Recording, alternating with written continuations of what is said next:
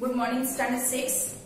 So standard 6 already हम लोग ने क्रिया के बारे में जानकारी हासिल कर ली कि क्रिया क्या है और क्रिया के भेदों के बारे में भी हम लोग ने जानकारी हासिल की कि सकर्मक क्रिया और अकर्मक क्रिया क्या है, और रचना के आधार पर भी हम लोग ने क्रिया के बारे में जानकारी हासिल कर ली कि सामान्य क्रिया क्या है, संयुक्त क्रिया क्या है, नाम धातु क्रिया क्या है, प्रेरणार्थक क्रिया क्या है और ये पूर्वकालिक क्रिया क्या है। और मुझे आई होप आप लोगों को बहुत अच्छे से समझ में आ गया होगा कि क्रिया क्या है।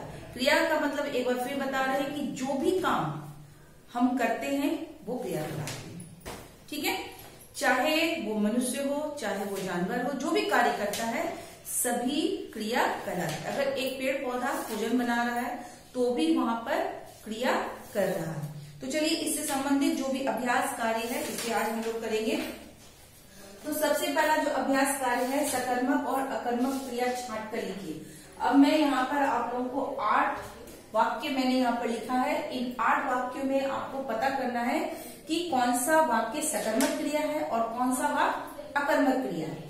तो मैंने आप लोगों को बताया था कि सकर्मक और अकर्मक को पहचानने की विधि, यहाँ पर 3 विधि होती है। आप ध्यान से देखिएगा। सबसे पहला है क्या, ठीक है, किसे और किसको। ये 3 शब्द है। इन 3 शब्दों से हम लोग प्रश्न करते हैं और प्रश्न करने के बाद अगर हमको उत्तर मिल जाता है तो वो सकर्मक क्रिया है। अगर उत्तर नहीं मिलता है तो वो अकर्मक क्रिया है। चलिए हम यहाँ देखते हैं कि इन सभी का उत्तर मिलता है भी या नहीं। मोहन निबंध लिखता है। अब हम इससे पहला से प्रश्न करेंगे क्या, मोहन क्या लिखता है। आपको उत्तर मिल रहा है कि मोहन क्या लिखता है, तो मोहन निबंध लिखता है। मोहन किसे लिखता है, मोहन निबंध को लिखता है। मोहन किसको लिखता है, मोहन निबंध को लिखता है। तो इससे क्या हो गया, आपको समझ में आ गया कि ये कौन सी क्रिया है। तो ये जो आपका है वो है आपका सकर्मक क्रिया। ठीक है, क्योंकि यहाँ पर सकर्मक में मैंने आपको बताया था कि कर्ता का फल किस पर पड़ता है, कर्म पर पड़ता है। तो ये आपका जो मोहन हो गया ये कर्ता हो गया। क्लियर हो गया। लिखता है ये उसका क्रिया हो गया।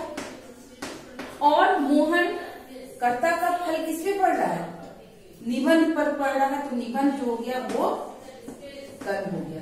तो जिस क्रिया के साथ कर्म हो उसे हम क्या करते हैं, सकर्मक क्रिया। क्लियर हो गया। अब सेकंड है बच्चे पतंग उड़ा रहे हैं। अब हम फिर प्रश्न पूछते हैं, बच्चे क्या उड़ा रहे हैं, पतंग उड़ा रहे हैं। किसे उड़ा रहे हैं, पतंग उड़ा रहे हैं, पतंग उड़ा रहे हैं। और किसको उड़ा रहे हैं, बच्चे पतंग को उड़ा रहे हैं। तीनों प्रश्न से हमें सटीक उत्तर मिल गया, इसलिए ये भी क्रिया क्या हो गई, आपको सकर्मक क्रिया हो गई। क्लियर हो गया। अब नंबर 3 में है अध्यापिका पढ़ा रही है। अब इसको ध्यान से देखिएगा। यहाँ पर अध्यापिका ये तो आपका कर्ता हो गई। ठीक है, पढ़ा रही है, पढ़ाना क्या हो गया, अध्यापिका द्वारा किया गया वो क्रिया है। तो अब हम प्रश्न पूछ रहे हैं, अध्यापिका क्या कर रही है, अध्यापिका पढ़ा रही है। पहला उत्तर मिल गया। अब है अध्यापिका किसे पढ़ा रही है, किसे पढ़ा रही है। यहाँ कोई इंडिकेट है किसे पढ़ा रही है अध्यापिका, कुछ नहीं है। इसका उत्तर हमको नहीं मिला। थर्ड से हम क्वेश्चन पूछते हैं, अध्यापिका किसको पढ़ा रही है, इसका भी उत्तर हमको नहीं मिला। कहने का मतलब ये हुआ कि तीनों से प्रश्न करने के बाद अगर तीनों का उत्तर आपको मिल जाए तभी वो शब्द सकर्मक क्रिया है। यहाँ पर एक क्या से अगर हम प्रश्न पूछ रहे हैं तो इसका आंसर मिल रहा है ना, लेकिन किसे और किससे किसको उसका उत्तर हमें नहीं मिल रहा है। तो ये क्रिया जो हो गई आपकी कौन सी क्रिया हो गई, अकर्मक, क्योंकि यहाँ पर कर्म नहीं है। अगर यहाँ पर लिखा होता कि अध्यापिका बच्चों को पढ़ा रही है तो ये सकर्मक होता, क्योंकि अध्यापिका का जो कर्ता का फल किस पर पड़ रहा है, बच्चों पर पड़ रहा है। क्लियर हो गया। तीसरा है लाला जी लड्डू खा रहे हैं। अब सबसे पहले ये एक ध्यान देना ट्रिक है, छोटी छोटी चीज। ये लड्डू, अब लड्डू अगर हम लोग कुछ खाएंगे, मान लीजिए लड्डू खा रहे हैं, आम खा रहे हैं, आइसक्रीम खा, तो ये खत्म होगी कि नहीं? कि लड्डू जैसा है वैसे ही रहेगा। अगर हम इसको खाएंगे तो ये क्या होगा, लड्डू खत्म हो जाए। तो यहाँ पर एक चीज आप ध्यान रखिए कि अगर जो क्रिया खत्म हो रही है, जो काम हम कर रहे हैं वो खत्म हो रही है, तो वो सकर्मक क्रिया है। अब जैसे सचिन क्रिकेट खेल रहा, ऐसा तो नहीं सचिन बैटिंग कर रहा है तो पूरी मैंने हमेशा वही करता रहेगा, कभी ना कभी तो आउट होगा वो, ठीक है। तो वहां पर वो काम जो है, कर्म जो है वो खत्म हो रहा है। तो जो काम हम करते हैं और वो खत्म होती है वो भी सकर्मक क्रिया के अंतर्गत आता। अब यहाँ पर देखिए लाला जी लड्डू खा रहे हैं। अब लाला जी करता हो गए, लाला जी क्या खा रहे हैं, लड्डू खा रहे हैं। किसे खा रहे हैं, लड्डू को खा रहे हैं। किसको खा रहे हैं, लड्डू को खा रहे हैं। तो ये क्रिया कौन सी क्रिया हो गई, सकर्मक क्रिया हो गई। क्लियर हो गया। सेकेंड है सुषमा कॉपी पर चित्र बना रही है, कॉपी पर। अब यहाँ सुषमा हो गई कर्ता, बनाना हो गई क्या हो गया, क्रिया, और सुषमा का फल किस पर पड़ रहा है, चित्र पर पड़ रहा है। ये कर्म हो गया। कौन सा काम कर रही है, चित्र बनाने का काम कर रही है। तो सुषमा क्या बना रही है, तो सुषमा कॉपी पर चित्र बना रही है, उत्तर मिल गया।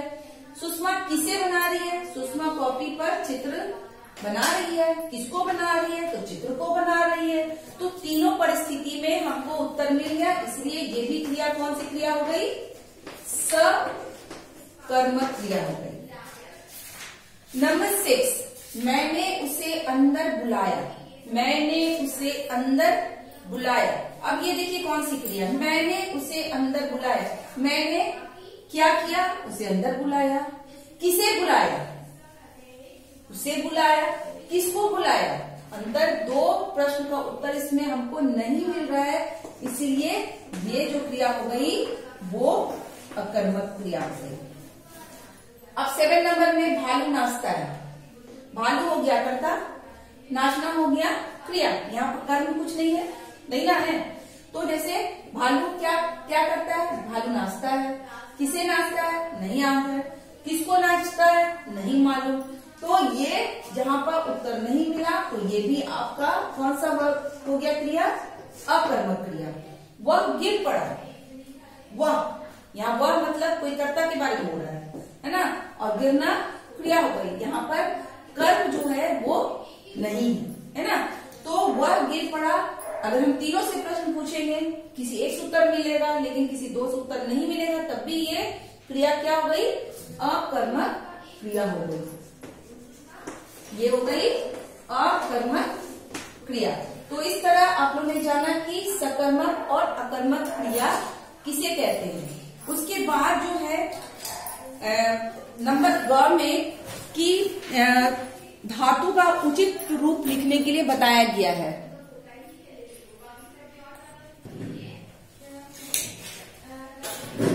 तो हमने ख किया, ग में देखिए धातु का उचित रूप।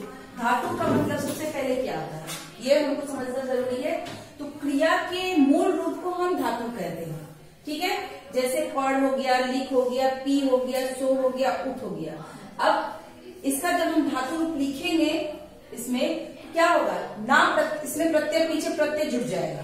पढ़ना हो गया, लिखना हो गया, पीना हो गया, सोना हो गया, घटना हो गया, ये धातु रूप है उसकी। तो यहाँ पर देखिए धातुओं का उचित रूप लिखना है आपको, ब्लैंक्स में भर दिया हुआ है, आपको उचित रूप लिखना है। मैं कल मैच देखने जा, अब क्या हो जाएगा, लिखा हूं जाऊंगा। मैं कल मैच देखने जाऊंगा, जाऊंगा।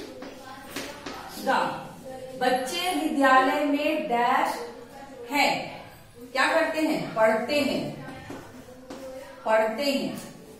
अध्यापिका बच्चों को कहानी डैश है, सुन धातु लिखा हुआ तो सुनाती। अनिल ने अपने पिताजी को पत्र लिखा, लिखा। पक्षी आकाश में डैश हैं, उड़ते, और मेरे दादाजी ने कहानी सुनाई। सुनाई, आई प्रत्यय लगा है इसमें। तो इस तरह स्टूडेंट्स आप इसे अपनी बुक में अवश्य फिल कर लीजिएगा, भर लीजिएगा, और इससे संबंधित जो भी और अभ्यास कार्य है वो मैं आपको बुक के माध्यम से, किताब के माध्यम से सेंड कर दूंगी। Thank you.